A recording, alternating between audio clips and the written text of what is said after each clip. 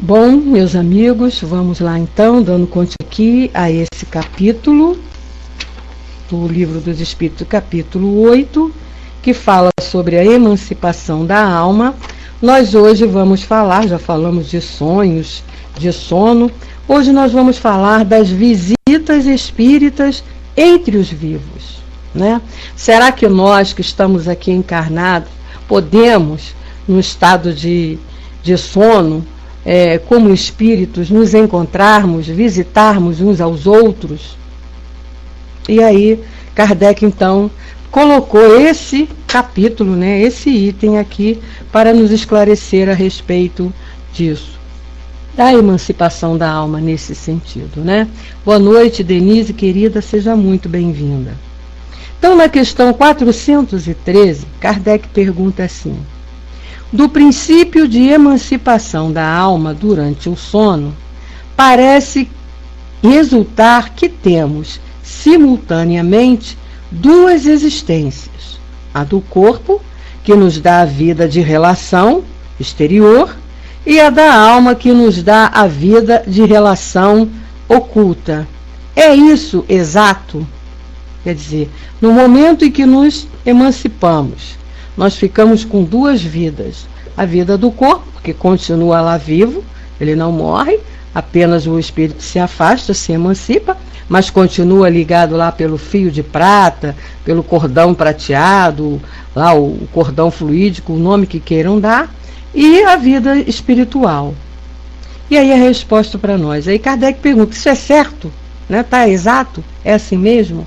E os espíritos respondem: no estado de emancipação, a vida do corpo cede lugar à da alma, mas não existem, propriamente falando, duas existências.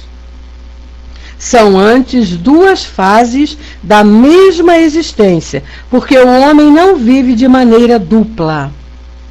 Até porque a gente sabe, né? Quando o espírito se emancipa do corpo, o corpo continua vivo, mas está lá em estado de sono. Ele está dormindo. Então ele não está vivendo nada, não está agindo, né? No caso aqui, o viver que Kardec está se referindo é nesse sentido de agir. Então o corpo agiria ali sozinho? Não, com a emancipação do espírito, e o espírito estaria na erraticidade tendo uma outra vida? Não, isso é impossível, né? Aí ele diz assim, a 414: duas pessoas que se conhecem podem visitar-se durante o sono? Quer dizer, nós podemos nos encontrarmos durante o sono? Resposta: sim. E muitas outras que pensam não se conhecerem, se encontram e conversam. Pode ter, sem que os suspeites, amigos em outro país. O fato de visitardes durante o sono amigos, parentes, conhecidos, pessoas que vos podem ser úteis, é tão frequente que o realizais quase todas as noites. Olha só como é que a gente passeia, né, enquanto o nosso corpo dorme. Para quantos lugares nós vamos? E podemos. E com quantos nós conversamos, né? Amigos de outras encarnações que não estão junto conosco nessa encarnação, amigos dessa própria encarnação que também estão no momento de sono, e a gente sonha e se encontra e conversa.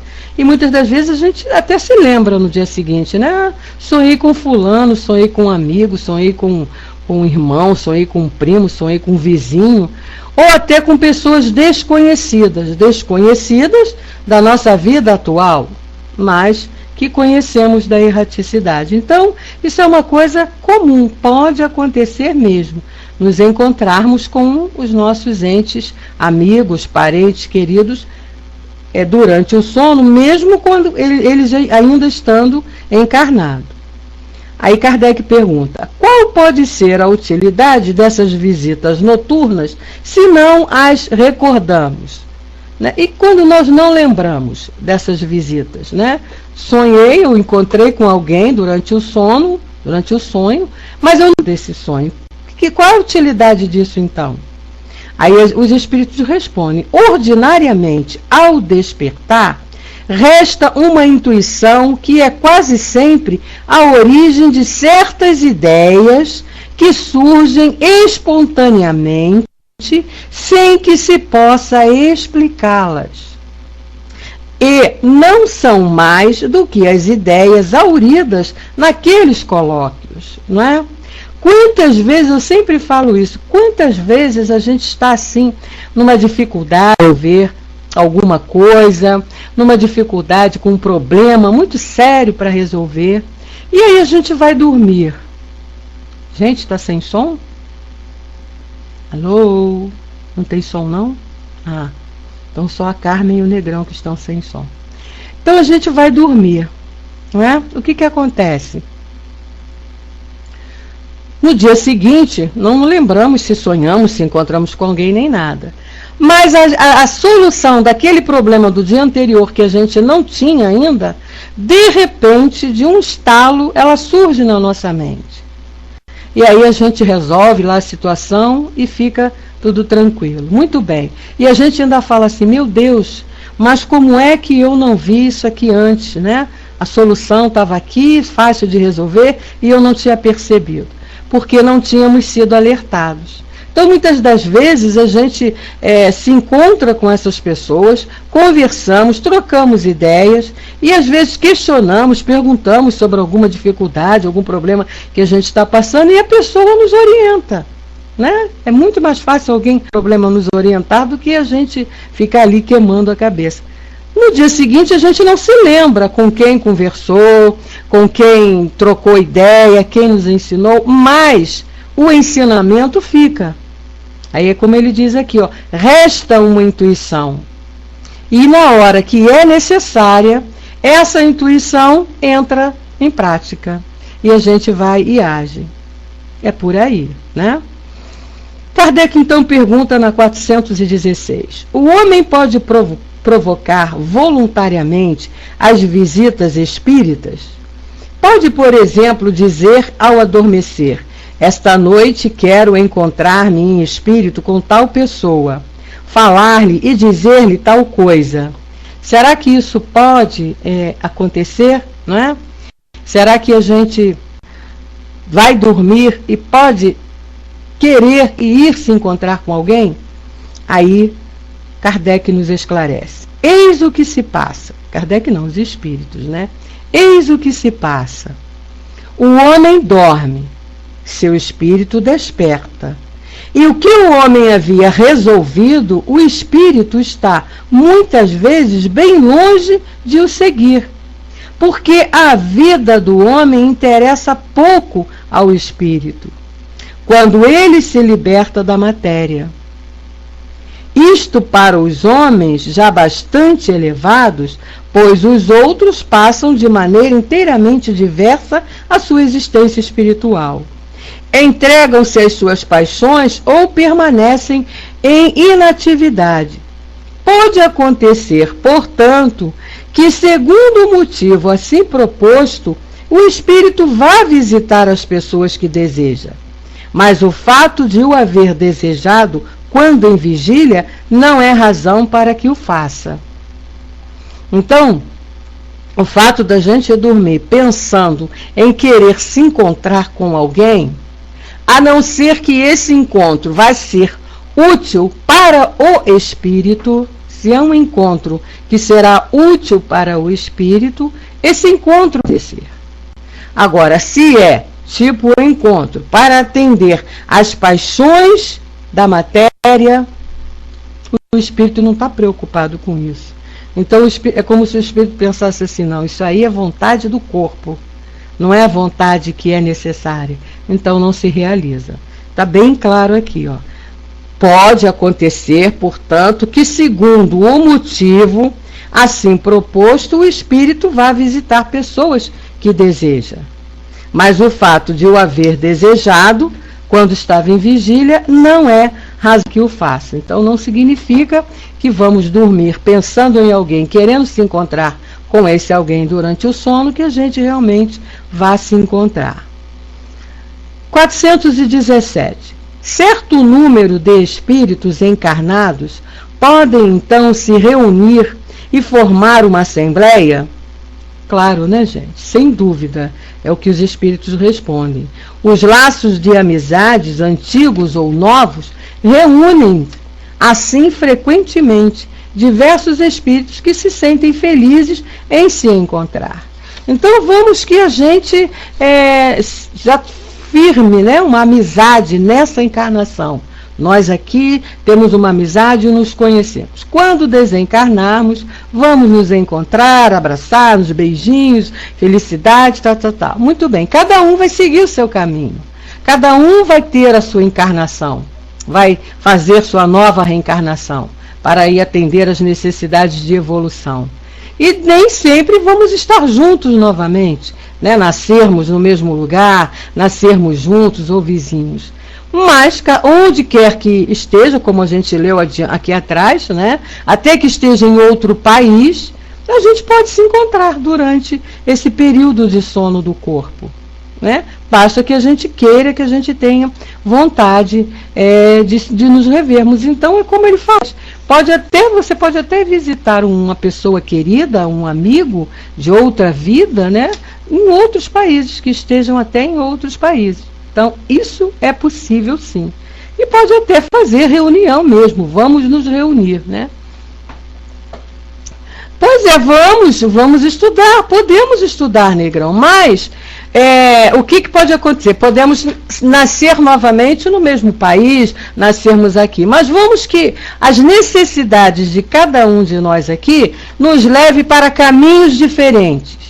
Né? Eu vou nascer no Japão, você vai nascer na Alemanha, o Dudu vai nascer nos Estados Unidos, o Francis na França e a Carmen aqui no Brasil mesmo, e por aí vai, né? Isso não significa, obrigada, né? Isso não significa que a gente vai deixar de se encontrar, né? Então, mesmo a gente vivendo em países diferentes, numa próxima encarnação, esse vínculo de amizade que já ficou fortalecido durante esse período de sono do corpo, onde o espírito está livre e pode ir aonde quer, nós poderemos nos encontrar, né? Numa noite aí, nos reunimos para conversarmos, cada um contar as suas experiências lá no país que estiver vivendo, né? Um exemplo que a gente está dando, o que ele está dizendo aqui que isso é possível, né? Boa noite, Antônio, seja bem-vindo. E aí Kardec coloca aqui, né? Assim, pela palavra antigos, é necessário entender os laços de amizade contraídos em existências anteriores. Olha aí, né? Trazemos ao acordar uma intuição das ideias que aurimos nesses colóquios ocultos, mas ignoramos a fonte. Pois é, Dudu, o meu problema também é esse, né? Que eu tenho pavor de avião. Eu nunca tive oportunidade de andar, mas também não tenho vontade nenhuma de ter essa oportunidade. Mas, agora nós estamos na 400, vamos entrar na 418, Antônio, tá? Saímos da 417. Mas também tem uma vantagem, né? O espírito não precisa do avião para poder se locomover. A gente não vai precisar do avião, né? A gente já sabe que vai se locomover pelo pensamento. Então, meu filho, fica tranquilo, poderemos nos encontrar em qualquer lugar desse planeta, ou até fora do planeta, né? Aí numa estrela dessa do universo. A gente brinca, mas isso é sério, gente. É a verdade, é o que ele está dizendo aqui, né? Não, nem aeróbus. Que mané aeróbus? Vou precisar de aeróbus, não. Vou precisar do meu pensamento, simplesmente. Se negócio de aeróbus é para quem ainda está ligado às coisas materiais, Dudu. Eu não quero mais desencarnar, ficar presa a nada de matéria. A gente tem que se livrar desses valores da matéria, dos bens materiais, né? E passar e vivenciarmos como espírito. Então, eu sei que eu posso me locomover pelo pensamento, eu tenho que desencarnar e descobrir como que eu faço, né? Como é que eu tenho que fazer? Vou perguntar lá para o meu mentor, para o meu guia, o que eu preciso fazer para me locomover pelo pensamento? Naturalmente ele vai dizer assim, é só você pensar. E aí a gente pensa e vai estar lá junto, né?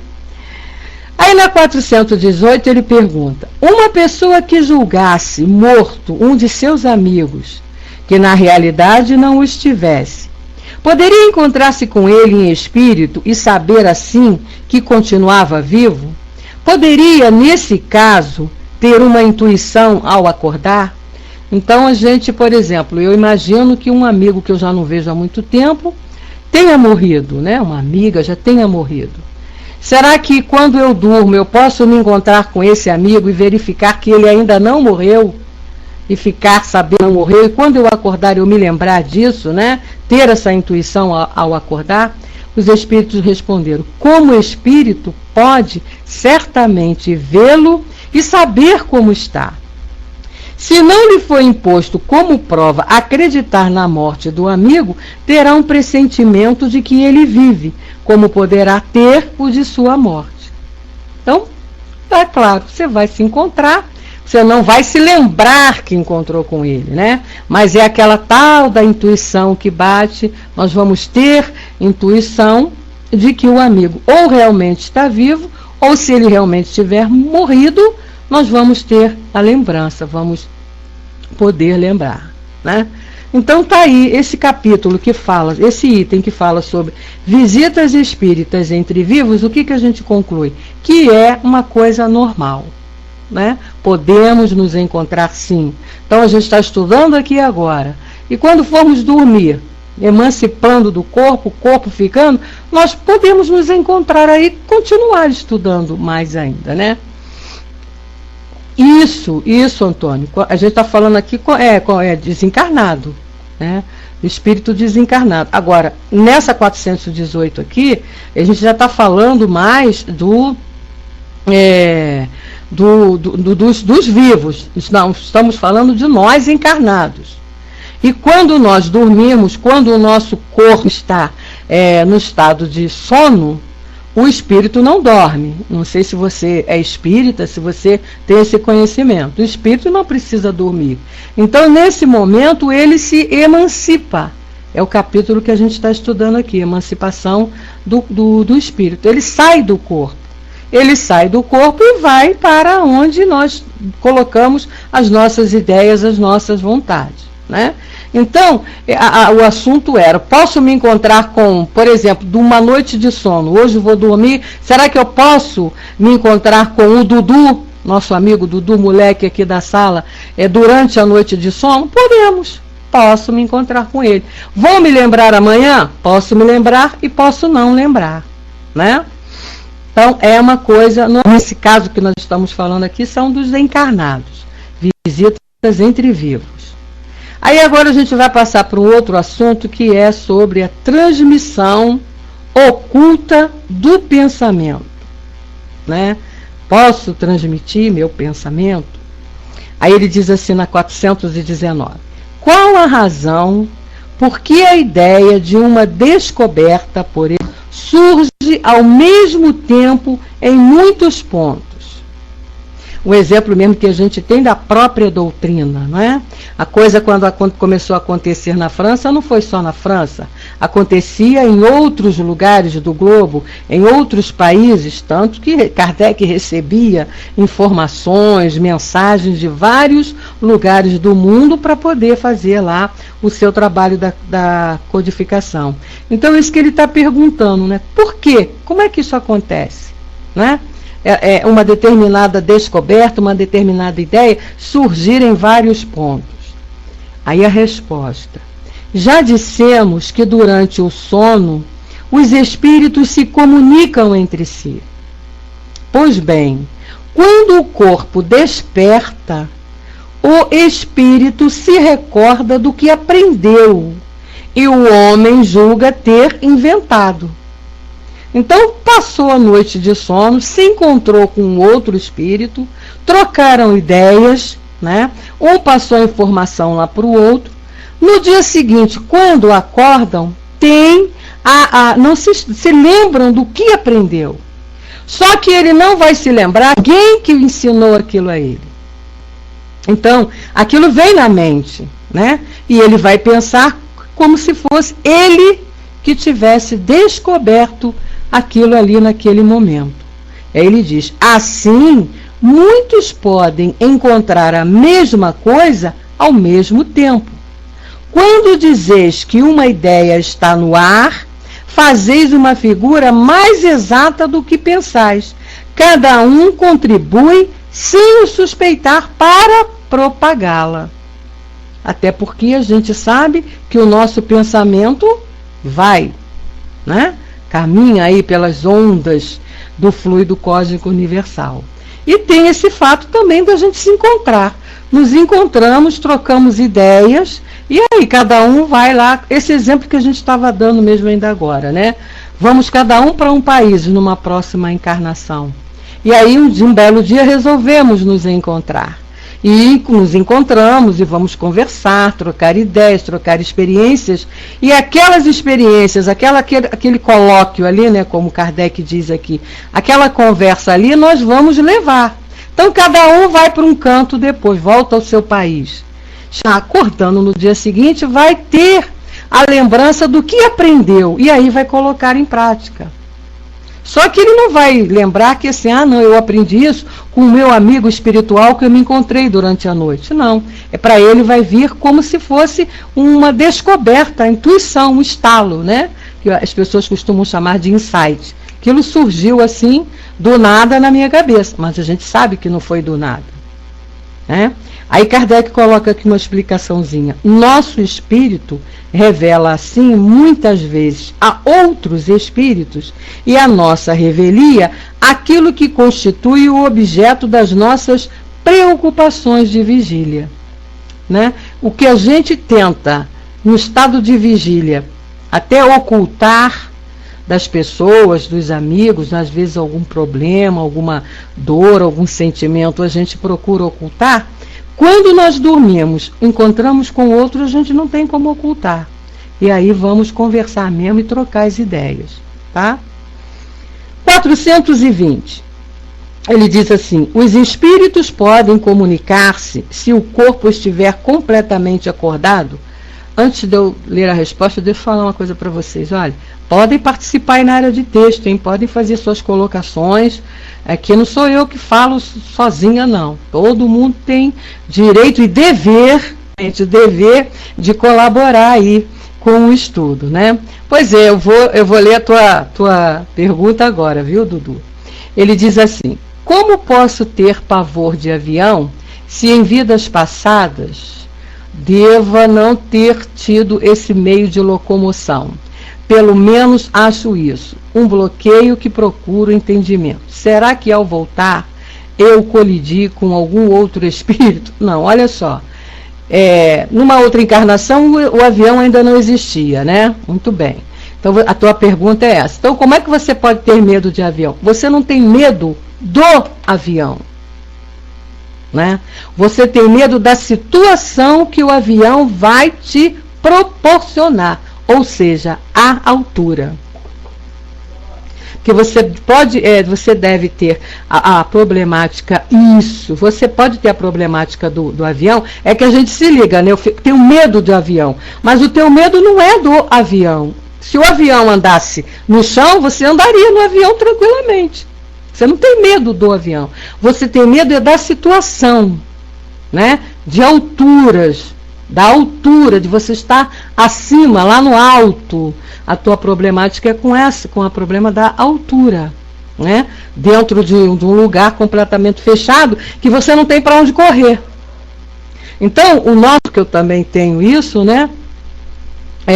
Não é nem a fobia do lugar fechado, é o medo. Eu, no meu caso, sei que é da altura, porque eu não ando de avião, eu nunca subi o bondinho do Pão de Açúcar, e quando eu fui ao Cristo Redentor, eu fiquei agarrada no pé do Cristo, não cheguei lá naquela beiradinha lá para olhar lá para baixo. Eu tenho problema de altura, né? Qualquer lugar que eu vou que tenha. Agora, se vier uma oportunidade de eu fazer uma viagem de avião, eu vou fazer, porque a gente tem que vencer esses medos. A gente não pode se acomodar, né? A maior dificuldade que eu já passei na minha vida foi atravessar a passarela da Avenida Presidente Vargas aqui no Rio de Janeiro. Para quem não conhece, a Avenida Presidente Vargas aqui no Rio de Janeiro, ela tem 4 pistas. 4 pistas, então, enorme. né? Pois é, mas para mim tá ali, você não queira saber. Eu suava frio, a perna tremia, eu agarrada na mão, de braço dado com a minha irmã, para poder atravessar. E tinha que atravessar, porque não tinha como você ir para o outro lado. Meu pai estava internado no hospital, a gente saltava de ônibus de um lado, né? E fui atravessar. Foi mas tive que fazer. Então, o que a gente tem medo é da situação, não é do objeto em si, né? É o que ele vai te proporcionar. O Francis diz que a mãe dele tinha medo de escada rolante. Pois é, isso aí são situações que a gente tem, que a gente sabe que são traumas de vidas passadas. Eu, por exemplo, também tenho pavor de lugar fechado. Se você me botar dentro do quarto que não tenha uma janelinha, um buraquinho, eu fico ali desesperada. Andar de elevador para mim é um caos, né? Porque você fica toda trancada ali dentro. Agora a gente tem que vencer esses medos. Para isso que a gente está aqui com a doutrina. A gente tem a doutrina, né? Você já sabe que tem. A doutrina já te explicou que isso são situações que você vivenciou numa vida passada e que trouxe as sequelas. Então você não pode continuar alimentando, eu tenho medo de lugar fechado, então eu não fico. Mas eu tenho que entrar no elevador, eu vou subir 20 andares de um prédio, por exemplo, vou lá no centro da cidade, às vezes a gente tem que ir lá no Ministério da Educação, vou subir 10, 15, nem pensar, não é? Nem pensar. Pois é, mas são situações que também você pode passar no carro, andando aqui no chão. Você passa, atravessando a barca de Rio-Niterói aqui, você pode passar por uma dificuldade qualquer, né? Então a gente tem medo disso aí. É natural no ser humano. Mas tem gente que tem traumas fortes, né, Jandira, né? Pessoas que têm mesmo medo de coisas assim, chega a ser fobia mesmo. E a gente sabe o porquê, então tem que trabalhar isso, né? Você mesmo é que tem que vencer as suas dificuldades. Por que a doutrina nos ensina, né? É não se desesperar. Você já tem um problema. Foi o que aconteceu comigo nessa experiência de atravessar a passarela, né? Subir aquela escadaria, atravessar por cima, os carros correndo lá embaixo. Aquilo para mim, só de pensar, me dá calafrio. Mas eu tive que subir, né? Foi que eu falei, olha, seja o que Deus quiser, vamos embora. E fui. Fechei o olho, agarrei no braço da minha irmã e vambora, né? Seletei uma primeira e atravessei aquilo que quando eu vi, eu já estava do outro lado, inteirinha. Então, é assim que a gente tem que fazer. Então, continuando aqui, né, na 420 agora, ele diz assim: os espíritos podem comunicar-se se o corpo estiver completamente acordado. Quer dizer, eu aqui acordado e vocês aí acordados, será que a gente pode se comunicar mesmo assim? Aí ele diz assim: o espírito não está encerrado no corpo como numa caixa. Ele irradia em todo o seu redor, eis porque poderá comunicar-se com outros espíritos mesmo no estado de vigília, embora o faça mais dificilmente. Então a gente sabe que são as telepatias, né? Que a gente sabe que existe aí. É claro, não é uma coisa muito fácil de acontecer, por conta dos limites da matéria, dos limites do corpo, do mundo que nós estamos. Isso vai tem que ser uma coisa muito bem preparado, né? Você tem que ser assim uma pessoa que tem essa facilidade, veio com essa facilidade, que não é fácil, fala assim, Leon Denis fala. A Jandira coloca: meu primo não atravessa a passarela de jeito nenhum, nem a minha irmã, hoje só vive pendurado em torre de petróleo. Pois é, porque a situação, as situações vão acontecendo para a gente, Jandira, para a gente poder viver, como é que se diz? Superar essas dificuldades. A gente está encarnado, a gente reencarna para isso, para superar nossas dificuldades. Então eu tenho essa dificuldade, medo de altura, medo de um lugar fechado, medo disso, eu não posso fugir das situações, eu tenho que enfrentar para vencer, né? Então, nesse caso aqui, voltando aqui ao assunto da comunicação, existe sim a possibilidade de nós estarmos em estado de vigília e nos comunicarmos por pensamentos. Tem sim, né? Aí ele pergunta, por que duas pessoas perfeitamente despertas têm muitas vezes instantaneamente o mesmo pensamento? São dois espíritos simpáticos que se comunicam e veem reciprocamente os seus pensamentos, mesmo quando não dormem. Então, é normal isso acontecer, não é uma coisa, né, de milagre, de sobrenatural, de nada. Simplesmente a sintonia. Né? Se estamos sintonizados, quantas vezes aqui? Às vezes eu estou falando uma coisa, acontece muito na salinha do André, né? Você coloca uma coisa, o outro vai e coloca a mesma coisa no mesmo instante aí na área de texto. Quer dizer, os dois estão pensando a mesma coisa naquele momento. É a questão da sintonia. Né? Aí já é sintonia, o Negrão. A telepatia é quando a gente se comunica pelo pensamento. Né? Eu posso me comunicar com alguém através do pensamento. Isso é possível. E foi a questão 420. Agora é de nós estarmos pensando na mesma coisa ao mesmo tempo. Não necessariamente, não a mediunidade no sentido de intervenção espiritual, Antônio. É uma coisa anímica, é tua, é faculdade tua, possibilidade tua mesmo. Né? Que, por exemplo, você tem, não é, que a mediunidade, né, a vidência, a psicografia, tudo isso, quando você fala mediunidade, você está mediando com o espiritual, com o espírito. Nesse caso aí, você está lendo, né, ou conversando através do pensamento com outra pessoa que também está encarnado, vivo, são faculdades anímicas, tua, do teu espírito. Não tem nada a ver com mediunidade, tá? Nem a telepatia, não tem. Né? Tina, você está perguntando aí, pensar na mesma coisa, que é sintonia. As pessoas que estão com o mesmo objetivo, né? Estão assim ligados no mesmo foco, pode acontecer de pensarem a mesma coisa ao mesmo tempo. Quantas vezes a gente está aqui e fala uma coisa que o outro ia falar, ou então fala ali junto. Às vezes sai o texto aqui, ao mesmo tempo, pessoas que estão em lugares diferentes pensando a mesma coisa. Isso nós chamamos de sintonia, ou seja, a gente está na mesma faixa de ideais, na mesma faixa de objetivo, no mesmo foco, com vontades, com os mesmos objetivos mesmo, é a palavra certa, tá?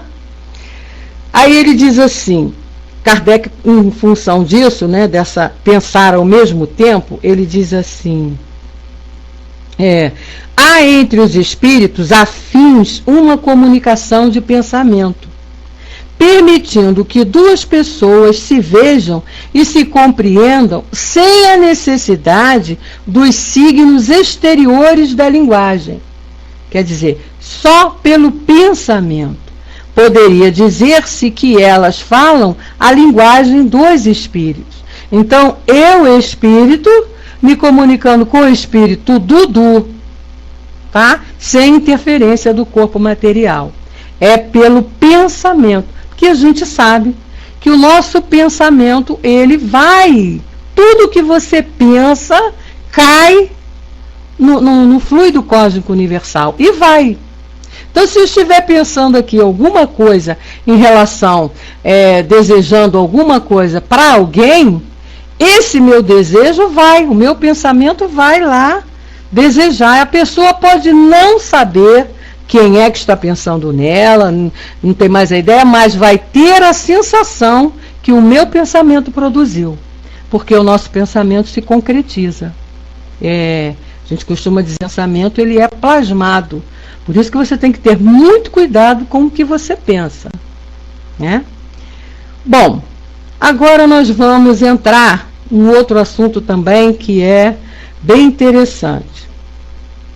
Ele vem falar sobre agora letargia, catalepsia e morte aparente. Né? Aí o que acontece? Questão 422. Esses casos de letargia, de catalepsia, de morte aparente, são aqueles casos em que a pessoa, a impressão que se tem é que os órgãos deixaram de funcionar. Né? A ação parou, tudo, mas na realidade não parou. Não houve a morte totalmente, né? Não houve o desligamento propriamente dito, né? Então Kardec pergunta assim: os letárgicos e os catalépticos veem e ouvem geralmente o que se passa em torno deles, mas não podem manifestá-los? É pelos olhos e os ouvidos do corpo que o fazem? Então, quando você está lá no estado de catalepsia, de letargia, você ouve, né? Quem passa por essa situação, vê o que está acontecendo à sua volta, capta pelos órgãos do corpo, quer dizer, você ouve pelos ouvidos do corpo material, ou vê pelos olhos do corpo material, e aí os espíritos responderam que não. Você percebe sim tudo que está acontecendo à sua volta, mas não é pelo corpo, é pelo espírito. Então ele diz, não, é pelo espírito. O espírito está consciente, mas não pode comunicar-se. Por quê? Porque o corpo está paralisado. Mas o espírito não está. Então o espírito está vendo tudo que está acontecendo, mas captando tudo pelo espírito, não o corpo. O corpo está mesmo como se estivesse morto. Aí Kardec pergunta, por que não pode comunicar-se? Aí ele diz, o estado do corpo se opõe a isso. Este estado particular dos órgãos vos dá a prova de que existe no homem alguma coisa além do corpo, pois este não está funcionando e o espírito continua a agir. O corpo está ali, inerte, paradinho, mas o espírito não, continua agindo. Tanto que quando eles voltam desse estágio, né, na maioria dos casos se lembram do que aconteceu, do que viram durante esse período que o corpo teve ali dormidinho. Kardec então pergunta, na letargia, o espírito pode separar-se inteiramente do corpo, de maneira a dar a este todas as aparências da morte e voltar a ele em seguida? Quer dizer, ele pode sair totalmente do corpo? Os espíritos responderam, na letargia, o corpo não está morto, pois há funções que continuam a realizar-se. A vitalidade se encontra em estado latente, como na crisálida, mas não se extingue. Ora, o espírito está ligado ao corpo enquanto ele vive. Uma vez rompidos os laços pela morte real e pela desagregação dos órgãos, a separação é completa e o espírito não volta mais. Quando um homem aparentemente morto volta à vida, é que a morte não estava consumada. Então isso aqui tem que ficar bem claro para a gente, porque é com esse entendimento que a gente se lembra lá da passagem bíblica de Lázaro, que todo mundo trabalha como se Lázaro tivesse voltado à vida, que ele estava morto e que Jesus o ressuscitou, né? Não é total, Antônio, tá?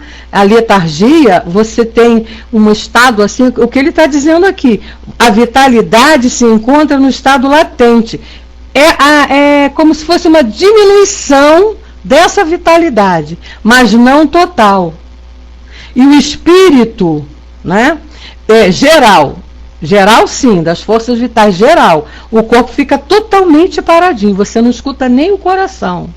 Hoje em dia a medicina já tem aparelhos que detectam isso, não tem mais como você entrar num estado de letargia e catalepsia e ser enterrado como se realmente estivesse morto. A medicina já desenvolveu meios para detectar isso. Mas o que acontece? A pessoa fica como se estivesse morta. Você não ouve nem o coração, não ouve pulsação, não ouve nada. Totalmente, agora, geral, no estado geral, mas não total. O fluido vital não saiu do corpo. Continua no corpo, né? Isso aí é bom. Abafa o caso, Dudu, não entra nesses detalhes, tá? Então, o que acontece? O espírito não se desligou totalmente desse corpo. Ele saiu, mas ele continua ligado lá pelo cordão fluídico, né? O cordão de prata, que André Luiz chama lá o cordão de prata. Porque se ele sair, aí sim, se o espírito se desagregar totalmente, né? Se as moléculas do perispírito se desprenderem das moléculas do corpo material, todas, totalmente, aí há a morte do corpo. Aí não tem como. E depois que há essa desagregação, o espírito não pode mais voltar àquele corpo. Então, se o corpo voltou à vida, é porque não houve ligamento total. Tá claro isso aí, gente? Porque esse negócio aqui é meio confusinho, né? A gente tem que... Mas não tem problema, vai lá e pergunta, Dudu. Não existe pergunta ridícula. Não existe isso, tá? Não existe. Toda pergunta tem sua utilidade. Então vai lá, coloca aí para ver se a gente não souber. Nós temos aí pessoas aí na sala que podem responder, né? A gente libera aí. Então o espírito na erraticidade dorme ou está sempre acordado? Já que ele se mostra igual a nós no plano espiritual, como aqui na Terra, como diz. Olha só, o espírito não dorme, mas o espírito que já está espiritualizado. Né? Falei um pleonasmo, né? O espírito espiritualizado é bom, mas é assim mesmo que a gente tem que falar. Se você ainda está, né? Se você ainda está ligado à matéria, se você ainda está materializado, você vai, na erraticidade, querer dormir. Como você vai querer comer, como você vai querer beber, como você vai sentir frio, você vai sentir calor, você vai sentir todas as coisas que você sentia quando estava no corpo material. Por quê? Porque você ainda está na matéria. Se você já está se desmaterializando, né? Se você sabe que como espírito você não precisa disso, não precisa de comer, não precisa de beber, não tem que tomar banho, não tem que dormir, você não vai dormir, né? Então, na erraticidade, o espírito que já está desmaterializado, que ele já compreende a sua situação de espírito e que como espírito ele não precisa mais das necessidades da matéria, porque essas coisas são necessidades da matéria. Quem tem fome é o corpo, quem tem sede é o corpo, quem fica cansado é o corpo e não o espírito, né? Ficou claro? Então agora você explica lá para sua amiga que é dessa maneira. O espírito não tem necessidade nenhuma de coisas materiais, a não ser quando ele ainda está muito ligado à matéria. Caso daquelas pessoas que morrem e nem percebem que morreram. Não sabe disso, né? Quantos espíritos chegam na reunião mediúnica pedindo para serem ajudados, para serem atendidos em situação dessa? Desencarnados, já morreram e acham que nós estamos vivos. Então sente fome, sente sede, sente tudo isso, né? Tá? Então vamos lá. Voltando à nossa letargia, para a nossa catalepsia.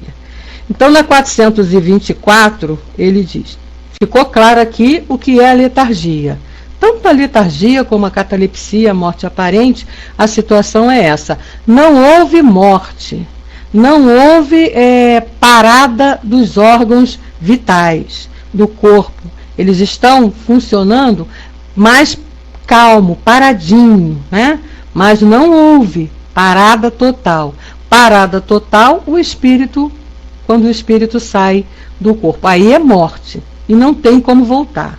O espírito saiu, cortou aquele cordão fluídico, já era. Não tem mais como. É mais ou menos isso, negrão. Estão lá em stand-by. A hora que o espírito volta para o corpo, pronto. Normal isso, né? Ele diz assim: pode-se, através de cuidados dados a tempo, renovar os laços a se romperem e devolver a vida a um ser que, sem esses recursos, morreria realmente? Aí já é outra coisa. O que ele está perguntando aqui, né? A criatura está lá naquela situação e poderia morrer. Mas será que com um tratamento, né, com uma ajuda, ele não morre? A resposta: sim, sem dúvida. E disso tens prova todos os dias. O magnetismo é, nesses casos, muitas vezes um meio poderoso, porque dá ao corpo o fluido vital que lhe falta e que era insuficiente para entreter o funcionamento dos órgãos. Olha só. Lembram o que Jesus falou de Lázaro? Né? Lembrou bem, tá vendo, Antônio? Olha só. Ligação de pensamento, sintonia de pensamento. Como é que Jesus fez para Lázaro voltar? Ele chegou lá e disse: Lázaro não está morto. Ele chegou na frente, no corpo de Lázaro, e disse: levanta-te. Né? O que Jesus fez? Jesus deu um choque magnético ali, quer dizer, emitiu uma energia fluídica naquele espírito que fez ele voltar para o corpo. É o que ele está dizendo, né? Então, há possibilidade, sim. Se não, poderia ele morrer? Sim, poderia. Mas há os meios, há os tratamentos. Hoje em dia, então, a gente tem aí, quase não existe muito mais esses casos de letargia e catalepsia, né? Com exceção daquilo que o Dudu citou lá, que a gente não vai entrar nos detalhes, mas é muito difícil as pessoas hoje serem enterradas, né? A gente já aconteceu. A Tina coloca: Beth conhecia um rapaz que teve catalepsia, pois teve um acidente e ele foi dado como morto. Veja bem, isso não é catalepsia, querida. Tá? Isso aí não é catalepsia, não. Isso aí ele teve um acidente e entrou em estado de coma. É diferente, tá? É diferente, ele entrou no estado de coma. O espírito se afastou e foi dado lá a tal chamada de morte cerebral. Pois é, ele sofreu um acidente. Isso não é catalepsia. Isso aí é o que acontece muito quando a pessoa sofre um acidente, traumatismo craniano, tá? E entra em estado de coma, tá? Mas a catalepsia, simplesmente a criatura está paradinha e de repente apaga totalmente. O espírito se deslocou, se emancipou e ele fica ali, o corpo fica ali como se tivesse estagnado, parado mesmo, como se tivesse morto. Antônio lembrou bem, Dona Ivone do Amaral Pereira tinha muito isso. No livro dela, Recordações da Mediunidade, quem tiver a oportunidade de ler, leia, porque ela fala muito desse problema, porque ela sofria disso, de ficar, às vezes, semanas e semanas nesse estágio, tá? Bom, aí nós temos aqui uma observação de Kardec, né? Uma nexozinho de Kardec, que ele diz assim: a letargia e a catalepsia têm o mesmo princípio, que é a perda momentânea da sensibilidade e do movimento por uma causa fisiológica ainda inexplicada. Elas diferem entre si em que, na letargia, a suspensão das forças vitais é geral, dando ao corpo todas as aparências da morte. E na catalepsia é localizada e pode afetar uma parte mais ou menos extensa do corpo, de maneira a deixar a inteligência livre para se manifestar. Quer dizer, posso ter uma parada de uma parte do meu corpo e continuar aí acordada, tá? O que não permite confundi-la. Então, a catalepsia, se ela não for geral, que aí não é catalepsia, é letargia, ela não é confundida com a morte. A letargia é sempre natural. A catalepsia é, às vezes, espontânea, mas pode ser provocada e desfeita artificialmente pela ação magnética, né? Então, a energia emitida por alguém num tratamento que se faça, a catalepsia, a criatura volta ao normal. E a letargia hoje em dia também, né? Tem que ser um tratamento bem forte e rigoroso para isso. Muito bom. Nós agora iríamos entrar no outro assunto também, que é bem interessante, que é o sonambulismo. Mas eu não vou entrar porque nós só temos 3 minutinhos. Então a gente vai deixar para não quebrar aqui, porque só a primeira pergunta, a 425, não daria tempo de responder nesses 3 minutos, para não ficar quebrado o estudo no meio. A gente vai deixar para a próxima sexta-feira, tá? Porque não vamos mais ter interrupções aqui nos nossos estudos, se Deus quiser. Nada vai fazer com que a gente não tenha mais estudo, tá bom? Nem gripe, nem nada. Agora, como disse o Negrão lá no início, estou de volta, que é meu lugar e ninguém vai me tirar daqui. Né, Negrão? E a gente, então, vai encerrando os nossos estudos de hoje. Então,